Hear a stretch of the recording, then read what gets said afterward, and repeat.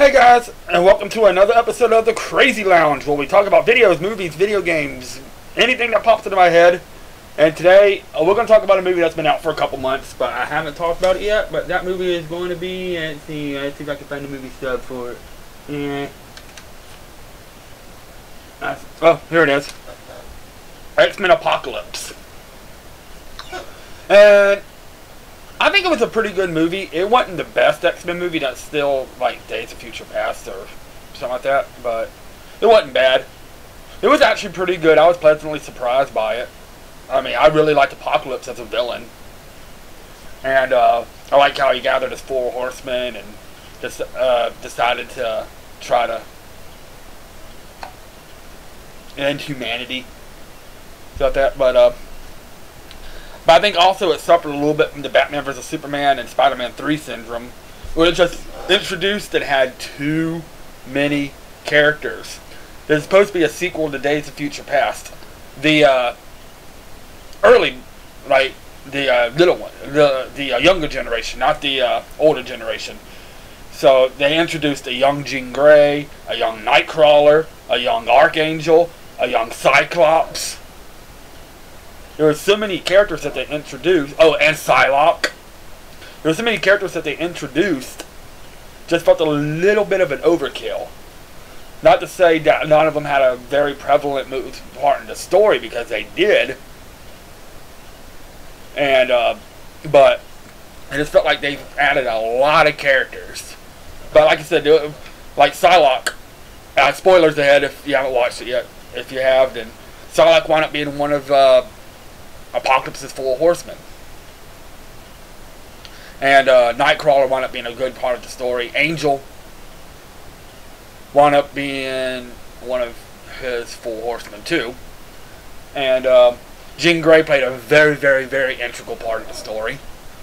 And so like that. So I mean, they all played their parts in the story. It felt like it was moving a little too fast at times, because they were trying to introduce all these characters and give them a little bit of a story and stuff. But I mean, it wasn't a bad movie.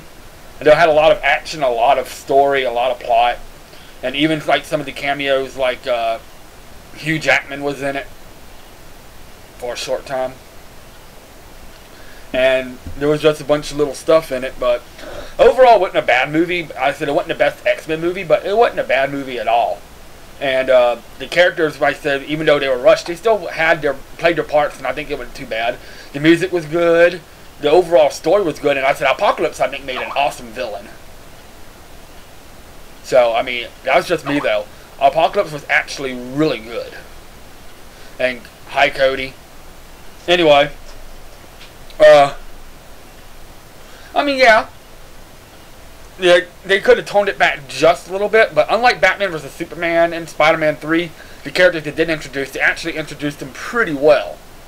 I mean, honestly, every one of them had an integral part of the story. So, there was a reason why they were introduced. It's just they introduced a lot of them. And they've already announced there's going to be a sequel, another X-Men movie, which is going to take place in the 1990s. This one was in the 80s. But this one's going to take place in the 1990s, and supposedly it's going to revolve around the Dark Phoenix saga. So that's going to be interesting. So it's going to probably be like a reboot of X-Men 3, The Last Stand. So that ought to be interesting. But I mean, for overall, I mean, the other two horsemen, we had Magneto and Storm. So I mean, yeah, those were the 4 horsemen, and like I said, Apocalypse.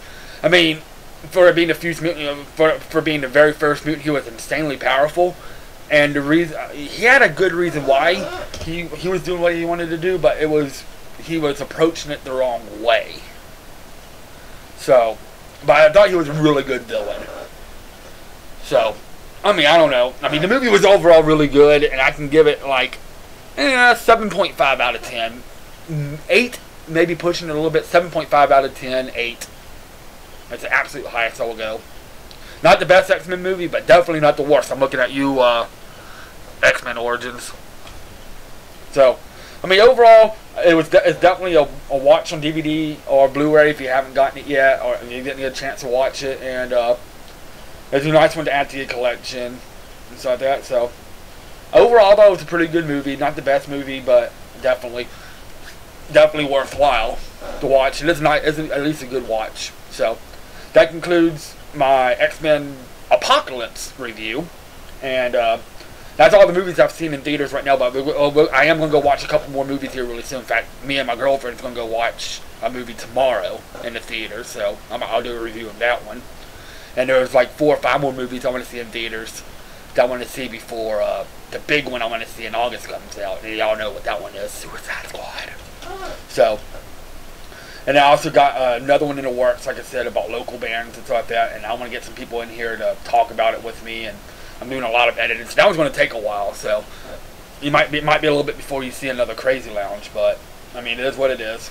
But this concludes my X-Men Apocalypse review, and